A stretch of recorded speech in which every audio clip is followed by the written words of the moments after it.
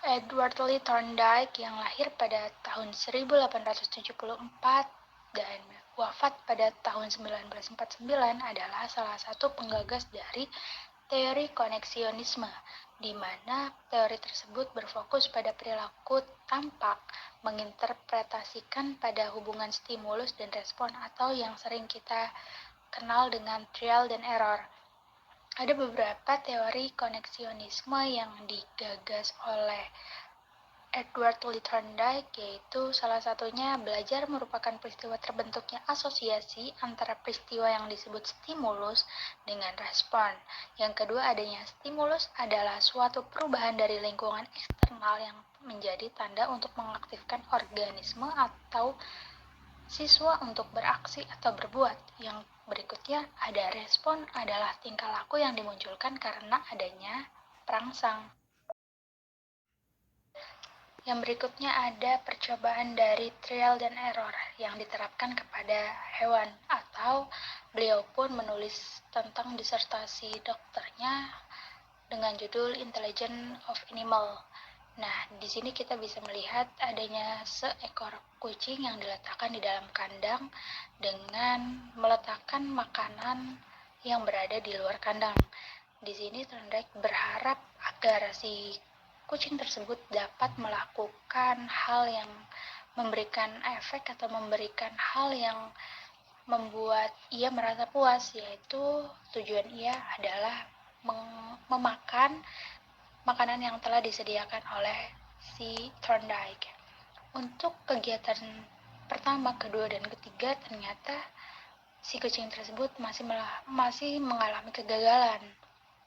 Namun ketika Thorndike telah memberikan contoh kepada kucing tersebut, ternyata kucing tersebut dapat melakukan trial tersebut dengan baik. Dia dapat keluar dari kandang dan dapat memenuhi kebutuhannya, yaitu memenuhi rasa laparnya. Dan berikutnya ada hukum belajar menurut Thorndike, yaitu yang pertama ada hukum kesiapan, law of lines, yaitu semakin siap suatu organisme memperoleh suatu perubahan tingkah laku, maka pelaksanaan tingkah laku tersebut akan menimbulkan kepuasan individu.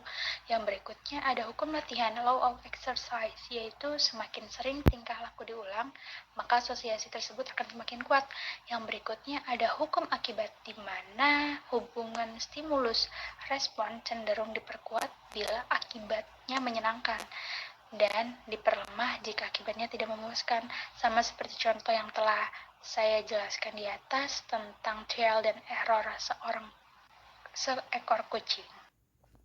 Tokoh yang berikutnya yaitu Ivan Pavlov yang lahir pada tahun 1849 dan wafat pada tahun 1936. Pak Ivan ini memiliki teori yang disebut dengan classical conditioning. Classical conditioning meliputi pembelajaran yang menghubungkan suatu stimulus yang telah menimbulkan respon tertentu dengan stimulus baru, sehingga stimulus yang baru menimbulkan respon yang sama. Nah, classical conditional ini memiliki istilah-istilah yaitu unconditional stimulus yang tidak dikondisikan, stimulus yang tidak dikondisikan. Yang berikutnya ada conditional stimulus, yaitu stimulus yang terkondisikan. Yang berikutnya ada unconditional respon, yaitu respon yang tidak dikondisikan, dan conditional respon, respon yang dikondisikan. Dalam pengamatan Pak Ivan tersebut, ia menyebutkan bahwa seekor anjing tidak akan mengeluarkan liur jika ia tidak lapar. Namun, hal tersebut berubah ketika kebiasaannya pun berubah. Contoh, dalam pukul 1 siang, ketika Pak Ivan ketemu dengan anjing liar atau anjing liar, ia menggunakan media lonceng.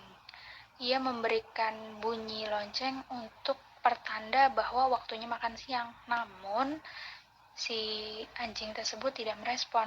Sekali, 2 kali, 3 kali percobaan Pak Ivan ini gagal.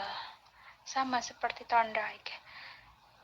Nah, si anjing yang tadinya nggak tekun atau nggak sesuai sama jam makannya, ketika dia udah tahu kebiasaannya seperti apa, ya dia akan melakukan hal yang sama di jam yang sama dengan tanda peringatan yang sama. Ketika Pak Ivan membunyikan lonceng, ia sudah mendapatkan respon dari si anjing ini bahwa oh waktunya makan siang nih, gitu.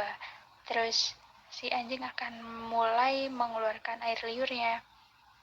Dan ketika anjing ini telah mengetahui akan jadwal makan siangnya, ketika Pak Ivan tidak memberikan makanan namun ia membunyikan lonceng, maka si anjing tersebut tetap mengeluarkan liur. Nah, di sini kebiasaan-kebiasaan kecil yang mengubah, yang memberikan efek pada lingkungan sekitar atau lebih tepatnya pada animal, atau bisa kita simpulkan sebagai sesuatu hal yang telah dilakukan secara rutin, maka akan memberikan atau akan menciptakan suatu kebiasaan. Beberapa pandangan Pak Ivan terhadap eksperimen yang telah ia lakukan. Yang pertama adalah seekor anjing menghasilkan hukum-hukum belajar, diantaranya adalah law of respondence conditional, yakni hukum pembiasaan yang dituntut. Yang berikutnya law of respondent extinction, yaitu hukum pemusnahan yang dituntut. Yang berikutnya ada B.F. Skinner. Dari eksperimen yang dilakukan oleh Skinner terhadap tikus dan burung merpati menghasilkan beberapa hukum, diantaranya ada law of operation conditional, yaitu timbulnya perilaku diiringi dengan stimulus penguat, maka kekuatan perilaku tersebut akan meningkat. Yang berikutnya adalah law of operation extension, yaitu timbulnya perilaku operan yang telah diperkuat melalui proses condition itu tidak diiringi stimulus penguat, maka kekuatan perilaku tersebut akan menurun bahkan musnah. Yang berikutnya, Riber Muhyiddin Syah pada tahun 2003 menyebutkan bahwa yang dimaksud dengan operation adalah sejumlah perilaku yang membawa efek yang sama terhadap lingkungan. Respon dalam operan condition terjadi tanpa didahului oleh stimulus, melainkan oleh efek yang ditimbulkan oleh reinforce.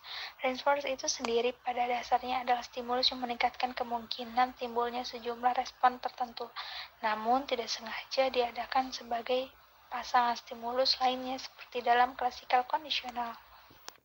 Dalam laboratorium, Skinner memasukkan tikus yang telah dileparkan dalam kotak yang disebut Skinner box, yang sudah dilengkapi dengan berbagai peralatan, yaitu tombol, alat pemberi makanan, penampung makanan, lampu yang dapat diatur nyalanya, dan lantai yang dapat dialiri listrik. Karena dorongan lapar, tikus berusaha keluar untuk mencari makanan. Selama tikus bergerak ke sana kemari untuk keluar dari box, tidak sengaja ia menekan tombol, maka keluar secara terjadwal, diberikan makan secara bertahap sesuai peningkatan perilaku yang ditunjukkan si tikus.